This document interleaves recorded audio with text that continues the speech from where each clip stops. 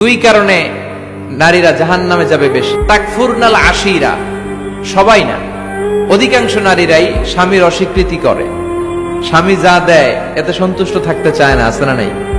স্বামীর কি চাকরি, কি ব্যবসা, তার উপার্জন কতটুকু, এটাও আপনার দেখার দরকার, আছে না নাই? এখানেই তো আপনার সবরের বিষয়। জান্নাত তেমনি এমনি আসবে না বোন, আপনাকে সবর করতে হবে। স্বামীর নাশুকরি করবেন না। পাশের বাড়ির ভাবিরা তো এত মোটা নেকলেস কিনা দিছে, তুমি দাও না কেন? এদের ঘরে তো দামি সোফা সেট, আমার ঘরে নাই কেন? এদের তো এটা করে, এদের তো এটা দিছে হাজবেন্ড, আমারে দাও না কেন? এই যে নাশুকরি, এটা তাকে জাহান্নামী বানাবে। দুই নাম্বার, তুকফিরনাল লা'না, তোমরা একে অপরের উপর লানত দাও। নারীরা রেগে গেলেই একজন আরেকজনের লানত দেয়। হেতুর উপরে আল্লাহর খেড়া হইতো, হেতুর উপরে আল্লাহর গজব হইতো, মানে তার উপর আল্লাহর গজব পড়ুক। এভাবে ঝগড়া লাগলে এক মহিলা আরেক মহিলাকে লানত দেয়।